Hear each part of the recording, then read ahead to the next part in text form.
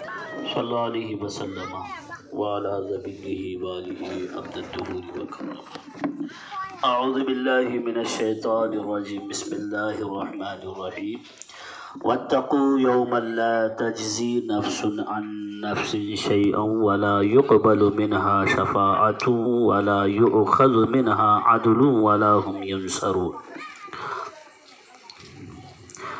اور ڈرو اس دن سے جس دن کوئی جان دوسرے کا بدلہ نہ ہو سکے گی، اور نہ کافر کے لیے کوئی سفارش مانی جائے، اور نہ کچھ لے کر اس کی جان چھوڑی جائے، اور نہ ان کی مدد ہو۔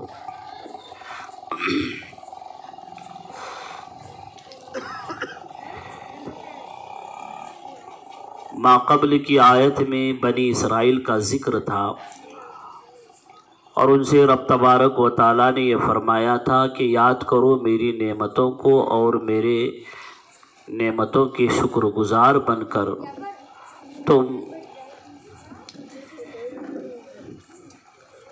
اپنے آپ کو نبی آخر الزماں صلی اللہ علیہ وسلم کے حوالے کرو۔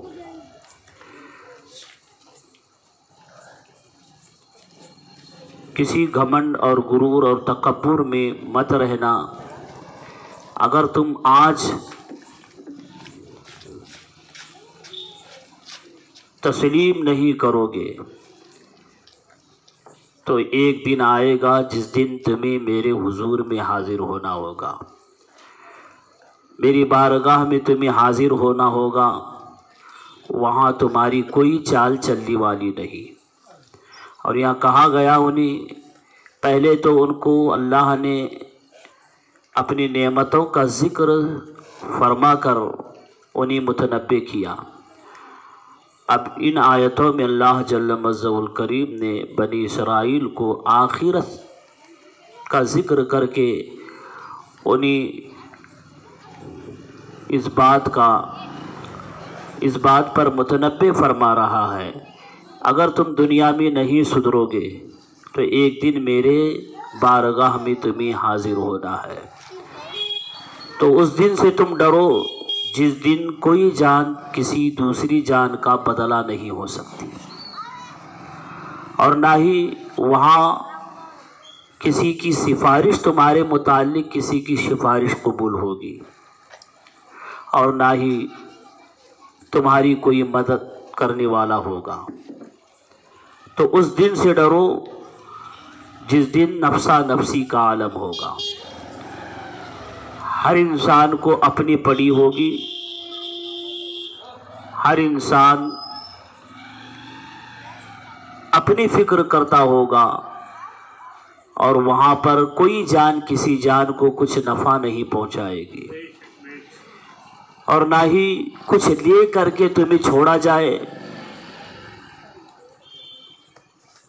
نہ ہی تمہارے متعلق کسی کی سفارش قبول کی جائے گی۔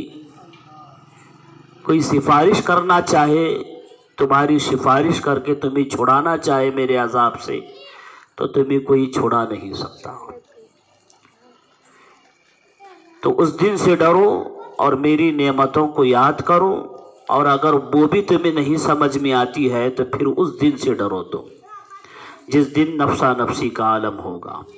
تو بنی اسرائیل کو اس میں یہ متنبع کیا گیا، انہیں اس بات کا بڑا تکبر اور غرور تھا کہ ہم انبیاء کی اولاد ہیں، ہم انبیاء اکرام کی اولاد ہیں، ان کی نسل سے ہیں، ہمارے باپ دادا ہمیں بخشوا لیں گے، ہمیں اللہ کے عذاب سے چھڑا لیں گے، اور ہماری سفارش کر کے ہمیں جنت میں لے جائیں گے۔ یہ ان کی خوش فہمی تھی، اور اس خوش فہمی میں بنی اسرائیل مبتلا تھی۔ کہتے ہمارے باپ دادا عابد و زاہد نیکوکار تھے، ان کے ذریعے ہماری بخشش ہوگی۔ ہاں، بزرگان دین کی سفارش انہی لوگوں کے لیے جو ایمان والے ہیں۔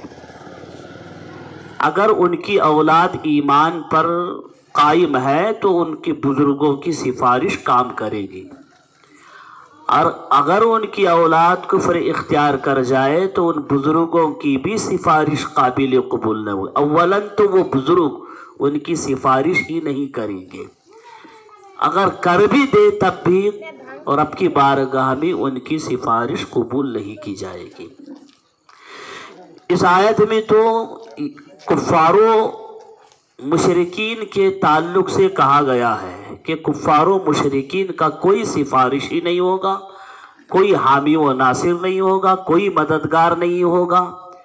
ان میں کا کوئی کسی کی جان جو ہے کوئی جان کسی جان کا کچھ بھی نفع نہیں پہنچائے گی. یہ صرف اور صرف کفار و مشرکین کے لیے ہے.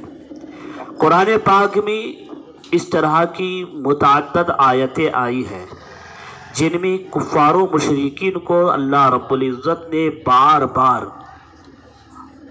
بطور زجر اور توبیخ کے یہ فرمایا ہے تمہاری کوئی سفارش قابل قبول نہیں، تمہارا کوئی مددگار نہیں، تمہارا کوئی حامی و ناصر نہیں. لیکن آج کل وہابیہ دیا بنا ان آیتوں کو بزرگان دین کے اوپر چسپا کر دیتے ہیں. قرآن پاک میں جہاں یہ آیا ہے کہ تم جسے پوج رہے ہو وہ تمہاری مدد کرنے والے نہیں، متعدد مقامات پر اس طرح کے آئے. کوئی سفارش نہیں کرے گا اللہ کی بارگاہ میں، کوئی کسی کا پرسان حال نہیں ہوگا، کوئی جان کسی جان کا بدلہ نہیں ہوگی، نفع نہیں دے گا، جسے قرآن پاک میں آیا ہے یوم یفر المرء من اخی و امہ و ابی و صاحبتہ و بنی. قیامت کا وہ ہولناک منظر جس دن بیوی شوہر سے بھاگے گی، شوہر بیوی سے بھاگے گا، باپ بیٹے سے بھاگے گا، بیٹا باپ سے بھاگے گا. ہر کسی کو اپنی اپنی پڑی ہوگی، ہر کوئی نفسا نفسی کے عالم میں ہوگا. قیامت کا وہ پرہول منظر قرآن پاک میں مختلف انداز سے اس کو اللہ رب العزت نے بیان فرمایا. قیامت کے دن ہر کسی کو اپنی ہی پڑی ہوگی. یہاں دل و جان سے باپ اپنے بیٹوں کو چاہتا ہے، ہلکی سی تکلیف اگر بچوں کو ہوتی ہے تو بے چین و بے قرار ہو جاتا ہے. یہاں بچے اپنے ماں باپ سے بے انتہا محبت و عقیدت رکھتے ہیں، ہلکی سے ان کو تکلیف پہنچ جائے تو بچے اولاد بے چین و بے قرار ہو جاتی ہے. دنیا میں جس طرح باپ اپنے اولاد سے محبت کرتا ہے یا اولاد اپنے ماں باپ سے محبت کرتی ہے، اس کی ہر تکلیف کو اپنے اوپر لینے کے لیے ماں باپ تیار ہو جاتے ہیں. کس قدر اولاد سے ماں باپ محبت کرتے ہیں، اس کی ہر تکلیف اپنے اوپر لینے کے لیے تیار. اس کی ہلکی سی آہ ماں باپ کے دل کو چھلنی کر دیتی ہے. اپنی اولاد کو ہلکی سی تکلیف میں دیکھنا ماں باپ گوارا نہیں کرتے. لیکن قیامت کا وہ دن جبکہ ان کی خود کی اولاد پریشان ہوگی، ادھر ادھر مارے گھومے گی، لیکن باپ ان کو دیکھتا ہوگا، پہچانے گا نہیں. ماں اپنی اولاد کو دیکھتی ہوگی لیکن پہچانے گی نہیں. یا دنیا میں جس اولاد کے لیے ہر تکلیف جھیلنے کے لیے تیار تھے، وہاں اتنی بڑی مصیبت بھی ہونے کے باوجود منہ پھیر لے گا. ہر کسی کو وہاں پر نیکیوں کی ضرورت پیش آئے گی، ہر کوئی نیکیوں کی تلاش میں ادھر ادھر گھومتا پھرتا ہوگا. کوئی مددگار مل جائے، کوئی اس مصیبت سے ہمیں چھٹکارا دلائے. قیامت کا وہ ایک دن 50,000 سال کے برابر. زمین تانبے کی ہو جائے، آسمان کا سورج جو ہے وہ سوا نیزے کی مقدار پر ہو، جبکہ آسمان جو سورج ہے آج چوتھے آسمان پر ہے. پہلا جو نظر آتا ہے ہمیں، یہ پہلا آسمان ہے جس کی مسافت 5,000 سال. تیز رفتار گھوڑا دوڑایا جائے تو 5,000 سال کے بعد پہلے آسمان کو پہنچتے ہیں. اتنی لمبی مسافت زمین سے پہلے آسمان کی، جبکہ سورج چوتھے آسمان پر ہے، اس کی تپش اور گرمی اور اس کی شدت کا یہ عالم کہ ہماری زبانیں باہر نکل آتی ہے پیاس کی شدت سے، اس کی شدت اور گرمی کو ہم برداشت نہیں کرتے۔ آدھا گھنٹہ ٹھہرنا گرمیوں میں کے موسم میں، جب سخت گرمی ہو، دھوپ ہو، اس میں مشکل ہو جاتا ہے، جبکہ قیامت کے دن وہ سوا نیزے پر ہو اور مٹی کی زمین تانبے کی زمین ہو جائے اور سوا نیزے پر، سوا نیزے سے مرادی تک اس کا قربت بتایا گیا حدیث میں کہ اتنا قریب ہوگا جیسا سوا نیزہ، سوا ہاتھ کے برابر، سورج اتنا نیچے ہوگا، اس وقت اس کی شدت اور گرمی کا عالم کیا ہوگا۔ اسی لیے حدیث شریف میں آیا ہے کہ لوگ اپنے ہی پسینے میں ڈوبتے ہوئے ہوں گے، کوئی کسی کا پسینہ اس کے پنڈلیوں تک ہوگا، کسی کا پسینہ اس کے گھٹنوں تک ہوگا، کوئی کمر تک ہوگا، کسی کا پسینہ گلے تک ہوگا، کوئی اپنے ہی پسینے میں ڈبکیاں لگاتا ہوگا، جس کا جیسے کرتوت دنیا میں ہوں گے قیامت کے دن اسی طرح وہ مصیبتوں میں مبتلا ہوگا۔ اس قدر 50,000 سال کا ایک دن ہو، ایک دن 50,000 سال کا، یہ اس وقت تک رہے گا جب تک اللہ چاہے گا، اور پورا اہل محشر نفسا نفسی کے عالم میں ہو، پریشان ہو، ہر کوئی اپنا حامی و ناصر تلاش کرتا ہو، ڈھونڈتا پھر رہا ہو، کوئی مددگار مل جائے، کچھ نیکیاں دینے والا ہمیں مل جائے، کوئی ہماری سفارش کرنے والا مل جائے۔ دیکھیے قرآن پاک میں جہاں جہاں ایسی آیتیں آئی ہے، وہاں صرف جہاں کوئی کسی کی سفارش نہیں کرے گا، شفاعت نہیں کرے گا، یہاں صرف اور صرف مشرکین کے تعلق سے کہا گیا ہے، اور بالذات کوئی کسی کی شفاعت نہیں کرے گا۔ اللہ رب العزت کے اذن سے شفاعت بالاذن، شفاعت بالمحبت، شفاعت بالوجاہت، شفاعت بالعزت، یہ سب ہوں گے۔ شفاعت کا منکر سب سے پہلے معتزلہ فرقے نے کیا، ایک زمانے میں اس کا بہت عروج تھا۔ معتزلہ ایک فرقہ اس دھرتی پر تھا تو بڑا خطرناک، اس کی اتنے خطرناک عقائد تھے اللہ کی پناہ۔ سب سے پہلے معتزلہ فرقے نے شفاعت کا انکار کیا، ورنہ صحابہ اکرام سے لے کر کے اب تک کسی بزرگ نے شفاعت کا انکار نہیں کیا ہے۔ سب سے پہلے معتزلہ فرقے نے کیا، پھر اس کے بعد وہ تو مٹ گیا فرقہ، اہل سنت کو اس کے سامنے بے شمار باطل فرقے بڑی طاقت لے کر کے اٹھے، لیکن الحمدللہ اہل سنت و جماعت کے سامنے کوئی فرقہ ٹک نہیں پایا۔ معتزلہ ہے، جبریہ ہے، قدریہ ہے، اندیہ ہے، لادریہ ہے، اس طریقے سے سینکڑوں فرقے جنم لیے۔ معتزلہ فرقہ تو اس قدر رواج پا گیا تھا کہ وہ باقاعدہ طور پر حکومتی سطح پر ان کا بول یہ تھا، پرچار تھا حکومتی سطح پر۔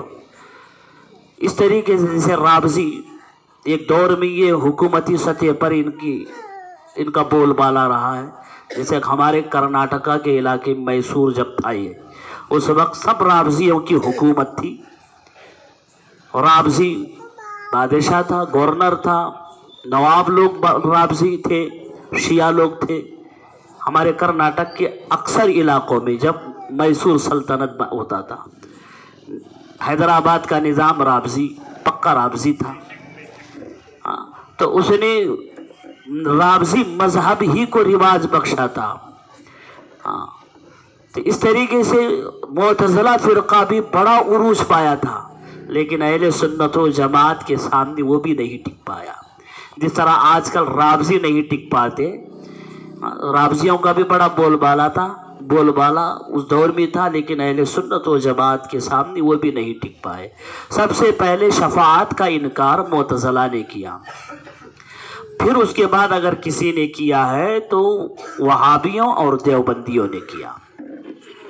وہابیوں اور دیوبندیوں نے، معتزلہ فرقے کے بعد وہابی اور دیوبندیوں نے شفاعت کا انکار کیا۔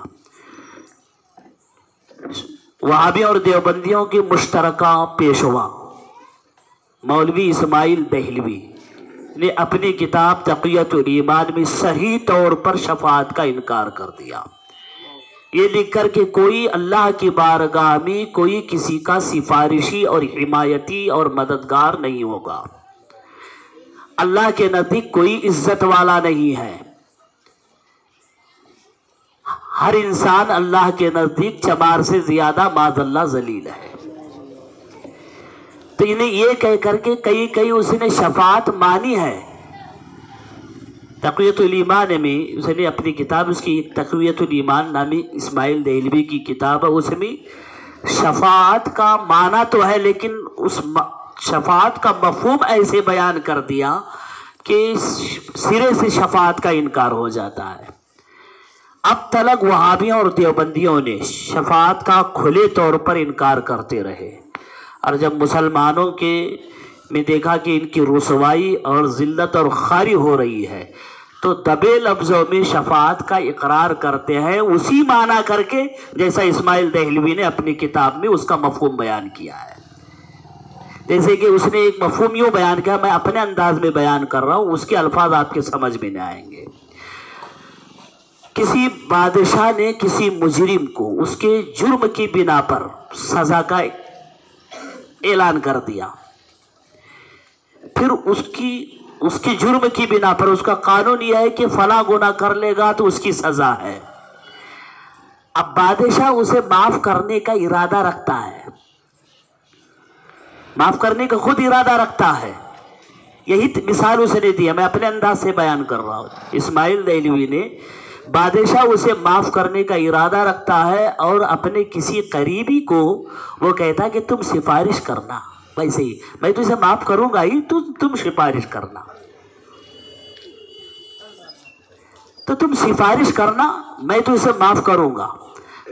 تو اس کا سفارش کرنا بلا وجہ، بس یہ ہے کہ بادشاہ کہہ کے رکھا ہے تم سفارش کر دینا، تمہاری سفارش کرنے پر، اس لیے کہ اگر میں جو ہے ویسے ہی اسے معاف کر لوں تو میرا قانون ٹوٹ جائے گا، میں نے اصول جو بنایا ہوں وہ اصول ٹوٹ جائے گا، وہ قانون ٹوٹ جائے گا۔ اب مجھے قانون کی بھی حفاظت کرنا ہے، اصول کی بھی حفاظت کرنا ہے اور اس کو معاف بھی کرنا ہے، تو لہذا تم سفارش کرنا اور میں اسے معاف کر دوں۔ تو اس کا قریبی اس کی آ کر کے سفارش، اور اس کی سفارش کیسی ہے؟ بادشاہ کی کہنے کی بنا پر بس ایسے ہی اس کی سفارش کرنے سے اس کی وہ مجرم جو ہے چھٹکارا نہیں پا رہا ہے، بادشاہ کچھ چاہتا ہے کہ اس کی سفارش کرے، اور نہ ہی سفارش کرنے والے کی اس کے نظروں میں، بادشاہ کے نظروں میں کوئی وقعت ہے، کوئی عزت ہے۔ یہ یوں ہی کہہ رہا ہے کہ تم کہنا، میں تمہارے کہنے کے اوپر جو ہے تمہاری سفارش کروں گا۔ تو یہ اس طریقے سے اس نے ایک مثال دینے کے بعد کہا ہاں اللہ کے بارگاہ میں کسی کی کوئی سفارش ہوگی بھی تو اسی طرح کی۔ اسماعیل دہلوی نے اپنی کتاب میں لکھا، اب سارے وہابی دیوبندی اس کے چیلے چپاٹے ہیں، اسے اپنا گرو، اپنا بہت کچھ مانتے ہیں، مجدد بڑا مولانا اس کے پیروکار ہے۔ اسماعیل دہلوی، اشرف علی تھانوی، قاسم نانوتوی، یہ بڑے بڑے سرغنہ ہیں ان کے، ہاں، تو یہ ان کے بڑے بڑے مولویوں نے جن کے پیچھے یہ چلتے ہیں، انہوں نے ہی شفاعت کا انکار کر دیا، اور شفاعت مانی بھی تو اس قدر بگاڑ کر کے شفاعت کا مفہوم بیان کیا، جیسے میں نے ابھی ایک جو ہے تمثیل دی، مثال بیان کی، اسی کی جو اسماعیل دہلوی نے تقویۃ الایمان میں بیان کیا ہے۔ تو اللہ کی بارگاہ میں کوئی کسی کی عزت نہیں، ہر کوئی چمار سے زیادہ ذلیل ہے، یہ وہابی بولتے ہیں، لیکن اللہ رب العزت نے قرآن مجید میں ایک دو جگہ نہیں متعدد مقامات پر فرمایا ایک جگہ فرمایا ان اکرمکم عنداللہ اتقاکم، بے شک اللہ کے نزدیک تم میں سب سے زیادہ عزت والا وہ ہے جو بڑا پرہیزگار نیکوکار ہے۔ تو اللہ کے نزدیک عزت والے کون ہیں؟ تو ہر مومن پرہیزگار اللہ کے نزدیک عزت والا ہے۔ تو پھر یہ کہنا کہ اللہ کے نزدیک چمار سے زیادہ ذلیل ہے، تو اس میں سب کو لے لیا اس نے، اولیاء انبیاء سب کو لے لیا ان لوگوں نے۔ یہی وجہ ہے کہ وہ اس طریقے سے گستاخیاں کرنے پر اتر آئے کہ ان کے نزدیک جو ہے کوئی بھی ان کی کوئی بھی مولوی ہو ان کے ہو سکتے ہیں، لیکن الحمدللہ ہمارے بزرگ اللہ کے نزدیک عزت والے ہیں۔ اللہ رب العزت اپنے متقی اور پرہیزگار بندوں کو ایک وجاہت بخشی ہے، ایک عزت عطا فرمائی ہے۔ قرآن پاک آپ پڑھیں گے متعدد مقامات پر، ایک جگہ ارشاد فرمایا اللہ رب العزت نے تلک الجنت التی نورث من عبادنا من کان تقیا۔ حضور نے قرآن پاک میں اللہ رب العزت نے ارشاد فرمایا وہ جنت جس جنت کا وارث میں نے اپنے ان بندوں کو بنایا ہے جو پرہیزگار ہیں۔ وارث کسے کہتے ہیں؟ ہمارے گھر کا وارث ہماری اولاد ہوتی ہے، ہمارے پراپرٹی کی جو وارث ہوتی ہے ہم اس کو اپنا وارث بناتے ہیں۔ تو وارث کون بنتا ہے؟ ہمارا وارث جو ہے ہماری اولاد بنتی ہے۔ وارث کا مطلب یہی ہوا کہ اسے کلی طور پر اس میں رہنے اور تصرف کرنے کا اختیار حاصل ہے۔ ہماری اولاد ہمارے مکان میں رہتی ہے تو وہ جہاں سامنے کا دروازہ اکھاڑ کر کے کنارے پہ لگا دے، اسے توڑ کر کے نئے سرے سے بنانا چاہے بنا لے، جس طرح چاہے وہ تصرف کرنے کا حق رکھتی ہے کہ نہیں؟ تو اللہ فرماتا ہے تلک الجنت التی نورث من عبادنا من کان تقیا، وہ جنت جس کا وارث ہم نے اپنے پرہیزگار بندوں کو بنایا۔ تو اللہ کے برگزیدہ اور پرہیزگار بندے اللہ کی جنت کے وارث ہیں۔ تو اب ہم کسی گھر کے مالک ہوں تو ہماری اجازت سے ہمارے حکم سے ہم جسے چاہے اسے اپنے گھر میں لا سکتے ہیں، بلا سکتے ہیں۔ ہم اپنے دوستوں احباب کو دعوت دے کر کے کبھی بلا لے، کبھی اپنے چاہنے والوں کو، ہم سے محبت کرنے والوں کو ہم اپنے گھر پہ بٹھا لیں۔ ہم اس کے مالک ہیں، ہم جسے چاہے اسے بلا لیں۔ اللہ جنت کا وارث تو انہیں بنایا پرہیزگار بندوں کو، کیا وہ پرہیزگار بندے ان سے محبت کرنے والوں کو جنت نہیں لے جائیں گے؟ کیا نیکوکار بندوں سے محبت رکھنے والے، کیا وہ نیکوکار لوگ جو جنت کے وارث ہیں، کیا وہ جنت میں ہم ہی نہیں لے جا سکتے؟ کیا اپنے محبت کرنے والے اور چاہنے والوں کو نہیں لے جا سکتے؟ تو جنت کے وارث ہو کر کے اب یہ کیسے وارث ہو گئے کہ بھائی وہ جنت بھی کسی کو لا نہیں سکتے، کسی کو بلا نہیں سکتے، کسی کو لے نہیں جا سکتے، تو وارث کیسے؟ پھر ہم مکان کے وارث ہوتے ہیں تو ہم جسے چاہتے ہیں اسے اپنے گھر لے آتے ہیں۔ اب جب یہ اللہ والے جنت کے وارث ہیں تو جو ان سے محبت کرے گا انہیں جنت لے جائیں گے۔ اسی کو تو شفاعت کہتے ہیں۔ جہاں تک شفاعت کا مسئلہ ہے، قرآن پاک میں ایک دو جگہ نہیں درجنوں جگہ شفاعت کا ذکر آیا ہے۔ قرآن پاک میں اللہ نے ارشاد فرمایا عَسَىٰ أَن يَبْعَثَكَ رَبُّكَ مَقَامًا مَحْمُودًا، ان قریب اے محبوب آپ کا رب آپ کو مقام محمود عطا فرمائے گا۔ اب پوچھو مفسرین سے، پوچھو ان وہابیوں سے ہی پوچھو مقام محمود کیا چیز ہے؟ مقام محمود کیا چیز ہے؟ مقام محمود اسی جگہ کو کہا جاتا ہے جہاں کھڑے ہو کر حضور اپنی امت کی شفاعت کا فرمائیں گے، اپنی امت کی شفاعت فرمائیں گے، اسی جگہ کو مقام محمود کہا جاتا ہے۔ تو یہ مقام محمود سب سے پہلے हुजूर ही शफाअत का दरवाजा खोलेंगे। सबसे पहले हुजूर शफाअत का दरवाजा खोलेंगे और फिर दिगर अंबिया कराम अपने अपने उम्मतों की शफाअत करेंगे। फिर हुजूर के सदक़े में औलिया कराम, उलमा, सुलहा, हुफ़ाज़, यहाँ तक कि कुरान, रमज़ान, हजरे अस्वद तक शफाअत करेगा।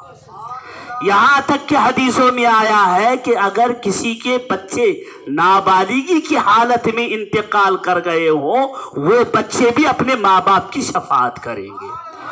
हदीस में तो यहाँ तक आया है कि जो कच्चे बच्चे जो मुकम्मल होने से पहले ही गिर जाते हैं, वो बच्चे रब की बारगाह में इस कदर झगड़ेंगे, अपने माँ बाप की शफाअत करेंगे, झगड़ करके अपने माँ बाप की शफाअत के लिए झगड़ा करेंगे रब से। जिस तरह कोई कर्जदार अपना कर्ज वसूल करने से लड़ता है, वैसे ही ये कच्चे बच्चों के बारे में आया है कि हदीस शरीफ में हुजूर फरमाते हैं अपने माँ बाप की बख्शिश के लिए, शफाअत के लिए झगड़ा करेंगे और इन्हें हुक्म होगा ले जाओ अपने माँ बाप को। तो ये कच्चे बच्चे अपने नालियों से बांध करके अपने माँ बाप को जन्नत में ले जाएंगे। तो ये शफाअत हदीसों से भी साबित है, कुरान की बेशुमार आयतें हैं जिससे शफाअत साबित होती है। अगर कोई इनकार करता है तो वही लोग इनकार करते हैं जिनके नसीबे में शफाअत नहीं है। ला खलाक फिल आखिरा, वो लोग जिनका आखिरत में कुछ भी हिस्सा नहीं, वही लोग इनकार करते हैं। अल्हम्दुलिल्लाह हम अहले सुन्नत व जमात है, हमारा अकीदा है कि बरोज़े क़यामत हुजूर को शफाअत कुबरा नसीब होगा, हुजूर को मकाम महमूद अता फरमाया जाएगा। हज़रत अनस रज़ियल्लाहु ताला अन्हु फरमाते, एक दिन हज़रत अनस ने हुजूर से फरमाया, या रसूल अल्लाह, क्या आप मेरी शफाअत फरमाएंगे? हज़रत हुजूर ने इरशाद फरमाया, हाँ तुम्हारी शफाअत फरमाऊँगा। हज़रत अनस ने कहा कि या रसूलल्लाह, क़यामत के दिन आपसे मुलाकात कहाँ होगी? हुजूर ने फरमाया कि पुल सरात पर। हज़रत अनस ने कहा अगर पुल सरात पर भी मुलाकात ना हो तो हुजूर ने फरमाया फिर मीज़ान पर देखना। कहा हुजूर ने मीज़ान, हज़रत अनस ने कहा अगर मीज़ान पर भी मुलाकात ना हो तो हुजूर ने फरमाया कि फिर तुम मुझे जो है हौज़े कौसर पर देख लेना। यानी ये हदीस भी मुस्लिम शरीफ में मौजूद है, बुखारी ने भी इसको बयान किया, इमाम बुखारी ने भी। तो इस हदीस से भी शफाअत साबित हो रही है। सहाबा इकराम में से किसी सहाबी शफाअत का इनकार नहीं किया। अगर इनकार किया है तो मुअतज़िला सबसे पहले, फिर उसके बाद ये हमारे इस दौर के वहाबी और देवबंदियों ने। तो हुजूर की जो शफाअत होगी वो शफाअत बिल इज़्न होगी, अल्लाह के इजाज़त से होगी, और ये शफाअत बिल वजाहत, बिल इज़्ज़त होगी। ऐसा नहीं है कि शफाअत बिल मजबूर, जैसा कि बादशाह तुम शफाअत करो, मुझे तो बख्शना है, ये माफ़ करना ही है, जैसा कि वहाबियों ने शफाअत को माना है। वैसी शफाअत नहीं कि शफाअत बिल वजाहत बिल इज़्ज़त होगी। यानी अल्लाह की बारगाह में उसके हुजूर की ये शान है कि ये इज्जत है कि हुजूर कह दे, ऐ परवरदिगार आलम मेरी उम्मत को बख्श दे, मेरी फला उम्मत को बख्शे दे, तो अल्लाह रब्बुल इज्जत हुजूर की बात की लाज रख लेगा और उस उम्मती को बख्श देगा। जैसे कि सूरह वद्दुहा में वलसौफ युअतीका रब्बुका फतरदा, अनकरीब ए महबूब आपका रब आपको इतना देगा कि आप राजी हो जाएंगे। यह आयत करीमा की तफसीर में आया है कि एक दिन हुजूर हाथ उठाकर रो रो कर अपनी उम्मत की मग़फ़िरत की दुआ फरमा रहे थे। हज़रत जिब्राईल अलैहिस्सलातु व तस्लीम तशरीफ़ लाए। अर्ज़ की हुजूर क्या गम लायक है? कहा मैं अपनी उम्मत की मग़फ़िरत के लिए रो रहा हूँ। हज़रत जिब्राईल रब की बारगाह में हाजिर हुए। रब ने फरमाया कि तुम क्या देख कर क्या आ रहे हो? حضرت جبرائیل نے کہا میں تیرے پیارے محبوب صلی اللہ علیہ وسلم کو اپنی امت کی مغفرت میں، اپنی امت کی فکر میں روتا ہوا دیکھ کر کے آ رہا ہوں۔ تو پھر اب اللہ نے حضرت جبرائیل سے کہا میرے محبوب سے جا کر کے کہنا کہ میں نے ان کی امتی کو بخش دیا، ان کی امت کو میں نے بخش دیا ہے، اور ہم ان کی امت کے تعلق سے ہم ان کو راضی کر لیں گے۔ پھر حضرت جبرائیل آئے اور یہ مژدہ سنایا تو حضور نے ارشاد فرمایا میں اس وقت تک راضی نہیں ہوں گا جب تک میرا ایک امتی بھی بخشا نہ جائے، یعنی ایک امتی بھی بخشش سے نہ رہ جائے، ہر امتی میرا بخشا جائے، میں اس وقت تک راضی نہیں ہوں گا جب تک میرے ساری امت بخشی نہ جائے۔ تو پھر اللہ نے قرآن کی یہ آیت نازل فرمائے وَلَسَوْفَ يُعْتِيكَ رَبُّكَ فَتَرْضَىٰ، اے محبوب آپ کا رب آپ کو اتنا دے گا، یعنی آپ کی شفاعت اس قدر قبول فرمائے گا کہ آپ راضی ہو جائیں گے۔ اس آیت سے بھی حضور کی شفاعت ثابت ہو رہی ہے۔ ویسے قرآن کی متعدد آیتیں ہیں جس سے شفاعت کا ثبوت ملتا ہے، بے شمار حدیثیں موجود ہیں جس سے شفاعت کا ثبوت ہمیں ملتا ہے۔ اگر کوئی انکار کرتا ہے تو وہی بد نصیب لوگ جن کے حصے میں شفاعت نہیں ہے۔ سبحان اللہ۔ حضور اکرم صلی اللہ علیہ وسلم یقیناً اپنی امت کی بخشش کرائیں گے اور یہ شفاعت فرمائیں گے، اور یہ شفاعت بالاذن ہوگی۔ شفاعت بالاذن ہی کی قسمیں ہیں، شفاعت بالوجاہت، شفاعت بالعزت، یہ جو ہے شفاعت بالاذن کی قسمیں ہیں، لیکن اللہ کے حکم کے بغیر کوئی سفارش نہیں کرے گا کوئی کسی کی، یہ تو ہے۔ اللہ کی اجازت سے ہی سب سفارش کریں گے۔ قیامت کا دن ہوگا، ہولناک، ہر کسی کو نفسا نفسی کا عالم، ہر کسی کو اپنی اپنی پڑی ہوگی۔ ایک کٹھین دور ہوگا، ایک مصیبتوں میں گھرا ہوا دن کہ ایسی مصیبتیں دنیا میں کسی نے نہیں دیکھی ہوگی، ایسی تکلیفیں دنیا میں اس کی مثال نہیں دی جا سکتی۔ تو ہر کوئی نفسا نفسی کے عالم میں ہر کسی کو اپنی فکر لگی ہوگی، ہر کوئی مددگار ڈھونڈتا ہوگا۔ پھر وہاں لوگ ایک جگہ جمع ہو جائیں گے اور اس ہولناکیوں سے چھٹکارے کی تدبیریں سوچیں گے، اس مصیبتوں سے ہم چھٹکارا کیسے پالیں۔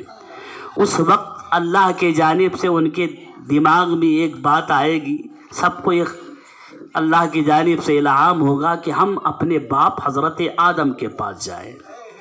حضرت آدم علیہ الصلاۃ والتسلیم کے پاس ساری لوگ مل کر کے جائیں گے، کہیں گے ہم تو آپ کی اولاد ہیں، آپ دیکھ رہے ہیں کہ ہمارے اوپر کیا بیت رہی ہے، کتنی مصیبتیں مشکلیں ہم پر آ پڑی ہیں، ہماری زبانیں پیاس کی شدت سے باہر نکل آئی ہے، ہمارا خون خشک ہو چکا ہے۔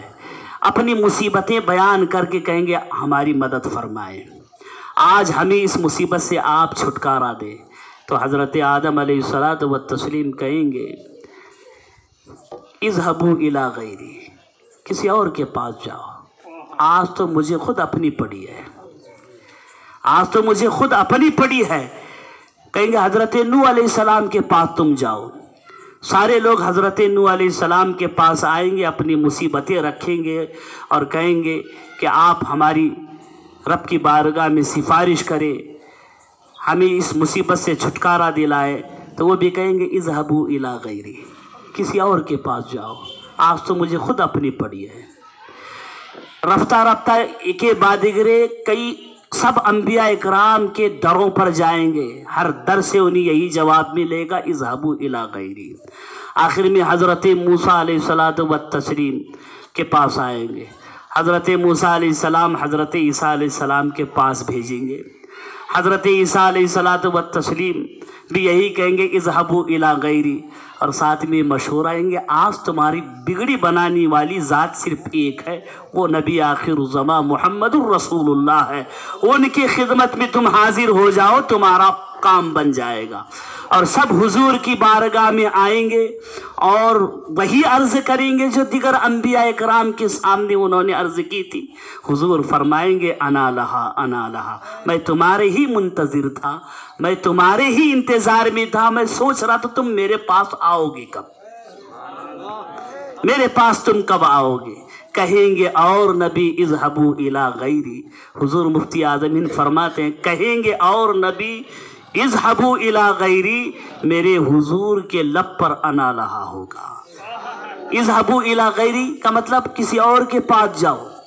कहेंगे और नबी इज़हबू इला गैरी, मेरे हुजूर के लब पर अना लहा होगा। अना लहा का माना मैं ही हूँ तुम्हारी आज मदद करने वाला, सिफारिश करने वाला, शफाअत करने वाला, मैं इसीलिए यहाँ खड़ा हूँ, तुम्हारी मदद करने के लिए ही खड़ा हूँ।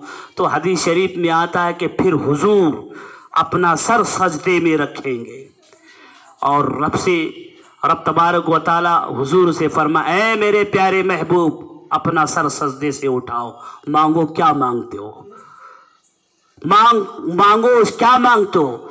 तुम शफाअत करना चाहते हो, तुम्हारी शफाअत कबूल की जाएगी, तुम्हारी सिफारिश कबूल की जाएगी। तुम जिससे की चाहे उसकी सिफारिश करो, आज तुम्हारी सिफारिश कबूल की जाएगी और रब का हुक्म होगा।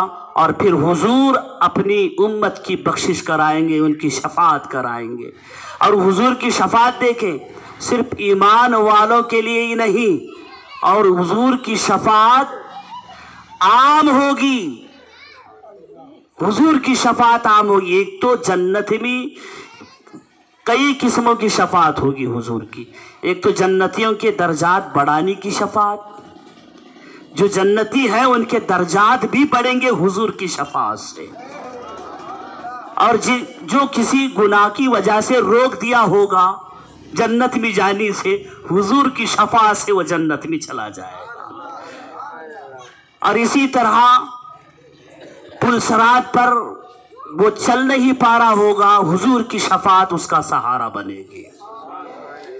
किसी के नामे आमाल तोले जाएंगे, उसका पल्ला हल्का होगा तो हुजूर की शफाअत के तुफैल में उसका पल्ला भारी हो जाएगा। इसी तरह के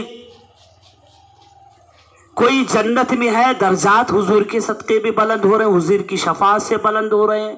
और कोई जहन्नम में जा चुका है तो हुजूर की शफाअत, कोई अपने गुनाहों की वजह से जहन्नम में जा चुका है तो हुजूर की शफाअत से उसे जन्नत में दाखिल किया जाएगा। यहाँ तक के बास काफिरों पर भी हुजूर की शफाअत से उनकी अजाब में तखफीफ होगी। जैसे कि अबू लहब है, इसके अजाब में तखफीफ होगी। अबू लहब और भी कई काफिर हैं जिनके अजाब में तखफीफ की जाएगी। अबू तालिब हैं, इनके भी अजाब में तखफीफ होगी। अबू लहब इसके भी अजाब में तखफीफ होगी। रिवायत में आता है कि हातिम ताई के अजाब में भी तखफीफ होगी। हातिम ताई जबकि काफिर था, लेकिन हुजूर की शफाअत उनके लिए भी होगी। सुभान अल्लाह। यानी सिर्फ ईमान वालों के लिए ही नहीं, बल्कि काफिरों के लिए भी हुजूर की शफाअत है। और ये शफाअत की कई किस्में हैं। किसी के दर्जात बुलंद करने के लिए शफाअत, किसी की गुनाहों को माफ़ करने की शफाअत है, किसी को जहन्नम से निकालने की शफाअत है। यहाँ तक कि आया है हदीस शरीफ में कि कुछ लोगों पर जन्नत वाजिब हो चुकी होगी और जहन्नम वाजिब हो चुकी होगी, और वो जहन्नम में इस कदर जलेंगे ऐसा महसूस होगा कि कभी उन्हें जहन्नम से निकाला ही नहीं जाएगा। और फिर हुजूर की शफाअत से उनको जहन्नम से बाहर निकाला जाएगा। तो वो ऐसे निकलेंगे हुजूर की शफाअत से, फिर वो जहन्नम से निकाला जाएगा। اور ان کے جسم ایسے ہو جائیں گے جب ان کو حضور کی شفاعت نصیب ہوگی. جیسے آپ دیکھے ہوں گے تالاب کے کنارے یا کسی نالی کے کنارے پودے اڑتے ہیں، اور ان پودے جو یہ جو پودے اڑتے ہیں اور ان کے اوپر کھول ہوتا ہے، پیلے پڑ جاتے ہیں، وہ پانی میں رہنے کی وجہ سے پودے باریک باریک پودے ہوتے ہیں کہ وہ پودے پیلے پڑ جاتے ہیں.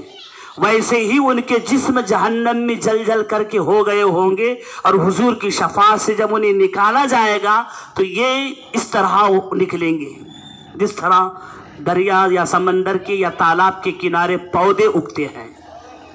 تو ویسے لوگوں کو بھی حضور کی شفاعت کے طفیل میں ان کو بخشوا کر اللہ تعالیٰ بخش کر کے انہیں جنت میں داخل فرمائے گا.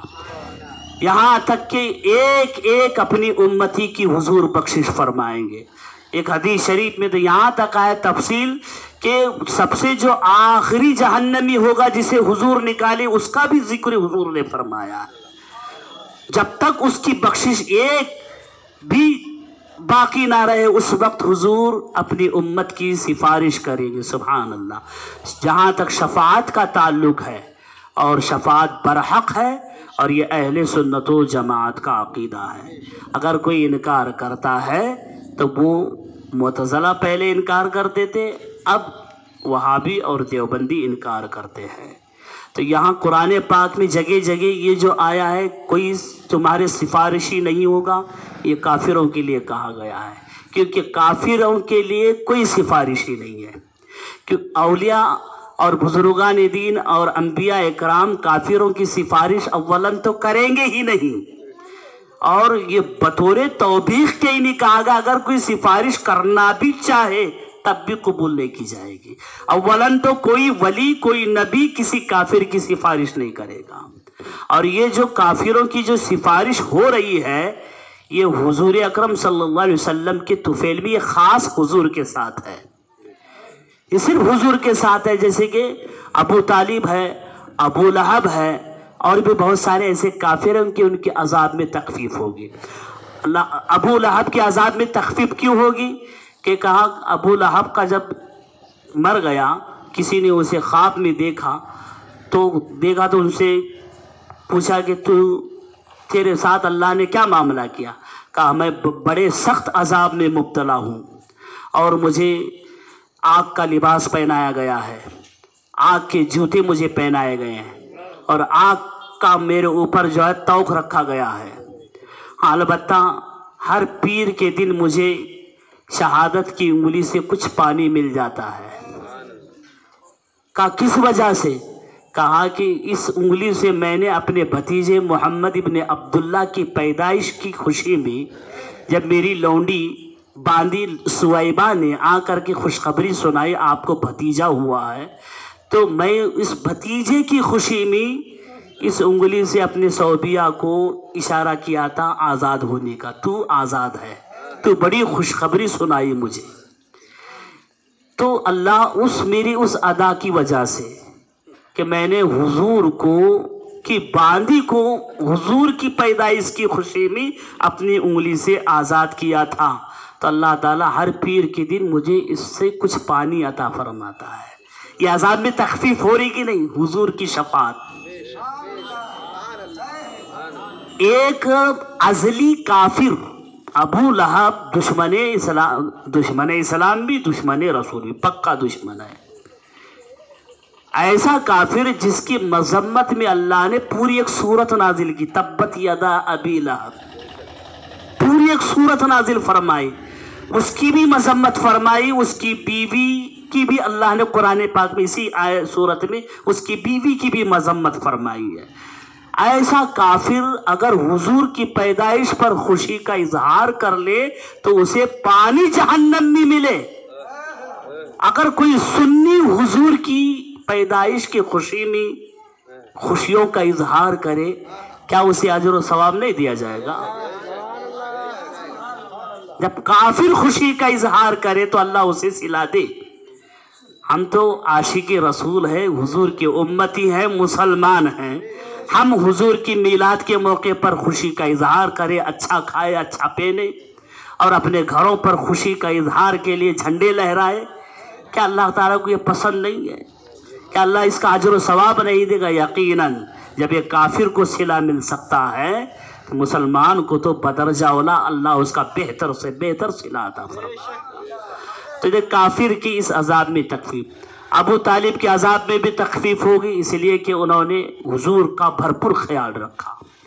جب سارا مکہ آپ کو تکلیف دینے کے در پہ تھا، چھوڑ دیا تھا، آپ کے چچا ابو طالب ہیں کہ بھرپور آپ کا ساتھ دیا اور ہر طرح سے حمایت کی ہے، لیکن ان کو آخر وقت میں آپ نے ایمان قبول نہیں کیا، اسلام قبول نہیں کیا، جس کی وجہ سے اسلام قبول نہ کرنے کی بنا پر وہ بھی جہنمی ہے۔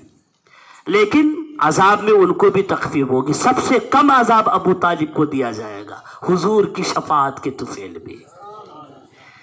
حاتم طائی بڑا سخی تھا، جس کی سخاوت بہت مشہور تھی، سخاوت بڑا سخی۔ تو حضور نے فرمایا حاتم طائی کو صرف اس کی اس سخاوت کی بنا پر اللہ اسے عذاب میں تخفیف کا، یہ بھی حضور کے صدقے میں، حضور کے صدقے میں، سبحان اللہ۔ تو حضور کی شفاعت کافروں کو بھی نصیب ہوگی، یہ حضور کے ساتھ خاص ہے۔ اور اگر کوئی ولی یا کوئی بزرگ اپنے کسی کافر رشتہ دار کی سفارش کرنا چاہے، ہرگز اس کی سفارش قابل قبول نہیں ہوگی۔ اولاً تو کوئی بھی بزرگ، کوئی ولی نبی کسی کافر کی سفارش کرے گا ہی نہیں۔ تو یہاں توبیخ کے طور پر کہا گیا بنی اسرائیل کو، تم یہ سمجھتے ہوں گے کہ تمہارے باپ دادا اور نبی تھے اور ان کی سفارش تمہارے حق میں قبول کی جائے گی، ہرگز مت سوچنا۔ یہاں ان سے یہ کہا گیا کہ تم کسی کی بھی سفارش تمہارے حق میں قبول نہیں کی جائے گی۔ ہاں البتہ اگر تم آج مان لو میرے نبی آخر الزماں کو، ان کے لائے ہوئے دین کو تسلیم کر لو، تب تمہارے لیے بھی سفارش قبول کی جائے گی، تمہارے لیے بھی میری مغفرت ہے، تمہارے لیے بھی میرے نیک بندوں کی سفارش ہے، تمہارے باپ دادا کی بھی سفارش میرے بارگاہ میں قابل قبول ہوگی، اور تمہارے اعمال بھی میرے بارگاہ میں، تمہارے اعمال بھی سفارش کریں گے۔ جس طرح حضور شفاعت کریں گے، دیگر انبیاء اکرام بھی شفاعت کریں گے۔ حضور کے طفیل میں اولیاء اکرام، صحابہ، تابعین، یہاں تک کہ علماء اکرام، حفاظ اکرام، یہاں تک کہ حجر اسود، حضرت علی رضی اللہ تعالیٰ عنہ کہتے ہیں قیامت کے دن حجر اسود کو اللہ تعالیٰ 2 آنکھیں عطا فرمائے گا اور اسے زبان بھی عطا فرمائے گا۔ وہ طواف کرنے والے عقیدت سے، جن کے جو حج کو جاتے ہیں، جن کو عقیدت سے انہوں نے چوما ہوگا، ان کو پہچان لے گا کہ اللہ تیری محبت میں اس نے مجھے چوما تھا، میں اس کی سفارش کرتا ہوں۔ رمضان شریف کے بارے میں آیا کہ رمضان کا مہینہ بھی جسم و جسمانیت کے ساتھ آئے گا، نورانی شکل و صورت میں آئے گا، اور رمضان بھی رمضان کی قدر کرنے والوں کی شفاعت کرے گا۔ قرآن کے بارے میں بھی آیا، قرآن بھی شفاعت کرے گا۔ تو یہ سب حضور کی شفاعت کا صدقہ ہے۔ ایک ایک عالم کئی اپنے خاندانوں کے 7 خاندانوں کی شفاعت کرے گا، ایک ایک عالم، اور عالم سے کہا جائے گا تو کھڑا ہو جا اور جس کو تو چاہتا ہے جنت میں لے جا۔ یہ سب عالم کی شفاعت ہو یا کسی حافظ کی شفاعت ہو، یہ حضور کی شفاعت ہی کا صدقہ ہے۔ یہ ساری شفاعتیں جو ہمیں ملے گی سب حضور کی شفاعت کا صدقہ، اس لیے کہ حضور کو اللہ نے مقام محمود عطا فرمایا ہے، اور مقام محمود پورا وہاں پر تو سب حضور کو ماننے والے بھی حضور کی شفاعت کے منتظر ہوں گے، آج جو شفاعت کے منکر ہیں وہ بھی منتظر ہوں گے۔ الحمدللہ ہم دنیا میں بھی حضور کی شفاعت کو مانتے ہیں، قیامت کے دن حضور کی شفاعت کا بھرپور فائدہ اٹھائیں گے، اور جو دنیا میں نہیں مانتے وہ ذلیل و خوار وہاں بھی ہوں گے، یہاں بھی ذلیل و خوار ہوں گے، وہاں پر بھی ذلیل و خوار ہوں گے۔ اب دیکھیں قیامت کے دن منظر دیکھیں آپ، سارے لوگ مل کر کے انبیاء اکرام کے در پر جا رہے ہیں، کبھی آدم علیہ السلام کے در پر، جو آج بزرگان دین کے دروں کی حاضری کو شرک بتاتے ہیں، وہ بھی ساتھ میں ہوں گے ہمارے. جو کہتے ہیں کہ اس بزرگ کے مزار پہ مت جاؤ، یہاں جانا شرک ہے، وہاں جانا شرک ہے، جو دنیا میں شرک کے فتوے لگا رہے ہیں نا، وہ بھی ان درباروں میں آئیں گے. حضرت آدم کے دربار میں آئیں گے، حضرت نوح کے دربار میں آئیں گے، حضرت اسماعیل علیہ السلام، ابراہیم علیہ السلام، اسحاق علیہ السلام، تمام انبیاء اکرام کے دربار. اس وقت ان کا شرک کا جو بھوت ہے نا وہ نکل جائے گا.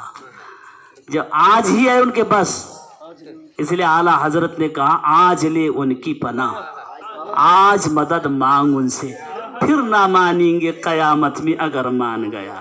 ماننے کا جو ہے طریقہ وہ آج ہی ہے، دنیا میں مانے گا تبھی قیامت میں مانا جائے گا. یہاں نہ مان کو وہاں قدر و شان دیکھ کے حضور کو اللہ نے مقام محمود عطا فرمایا ہے. حضور کی شان دیکھ کر کے پیش حق مزدہ شفاعت کا سناتے جائیں گے، آپ روتے جائیں گے، ہم کو ہنساتے جائیں گے. کیا ہی ذوق افزا شفاعت ہے تمہاری واہ واہ، قرض لیتی ہے گناہ پرہیزگاری واہ واہ. تو حضور کی شفاعت کا عالم یہ ہوگا. حضور کی شفاعت حاصل کرنے کے لیے نیکوکار لوگ گناہ گاروں کے پاس آئیں گے. ارے کچھ گناہ دو، میرے نیکیاں لو، میں بھی حضور کی شفاعت کا حقدار بن جاؤں. گناہ گاروں کے پاس آئیں گے، نیکوکار جن کے پاس کوئی گناہ نہیں ہوگا. حضور کی امتی میں کچھ ایسے افراد بھی ہیں جنہوں نے اپنی پوری زندگی نیکوکاری میں گزاری. اب وہ حضور کی شفاعت میں آنے کے لیے، مستحق ہونے کے لیے گناہ گاروں کے پاس آئیں گے، کہیں گے یہ چند گناہ نیکیاں ہیں، لو اپنے پاس کے چند گناہ مجھے دے دو.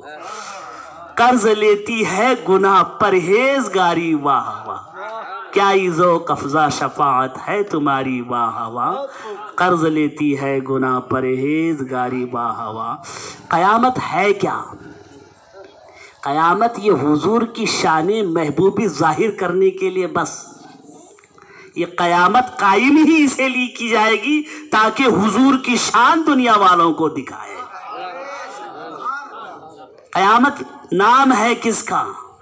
بس حضور کی شان محبوبی ظاہر کرنے کے لیے ہے. فقط اتنا سبب ہے ایقاد بزم محشر میں، سبحان اللہ، فقط اتنا سبب ہے ایقاد بزم محشر میں کہ تمہاری شان محبوبی دکھانی جانے والی ہے.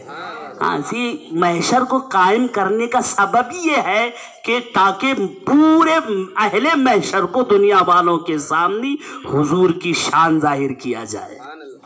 اور حضور کی شان دیکھ کر کے ماننے والے تو مانیں گے ہی، نئے ماننے والے بھی حضور کی شان کے قائل ہو جائیں گے.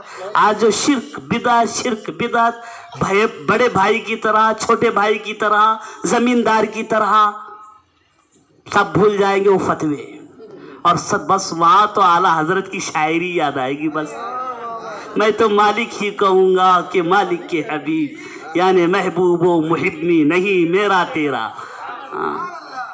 ہم تو اعلیٰ حضرت کی شاعری گنگناتے رہیں گے. مصطفیٰ جان رحمت پہ لاکھوں سلام، شمع بزم ہدایت پہ لاکھوں سلام، ایک میرا ہی نہیں رحمت میں دعویٰ، شاہ کی ساری امت پہ لاکھوں سلام.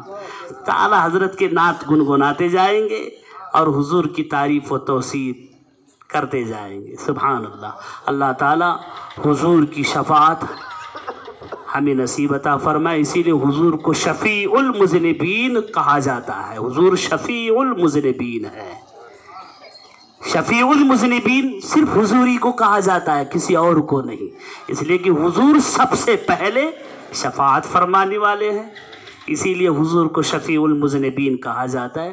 حضور شفیع المذنبین صلی اللہ علیہ وسلم کی ہمیں شفاعت عطا فرمائے، اور اللہ تعالی ہمارے ایمان و عقیدے اور عمل کی حفاظت فرمائے، اور تمام تر باطل فرقوں کے باطل نظریات اور عقائد سے اللہ تعالی ہم سب کی حفاظت عطا فرمائے. استغفر اللہ الذی لا الہ الا هو الحی القیوم غفار الذنوب وستار العیوب واتوب الیہ وما علینا الا البلاغ. صلاۃ و سلام.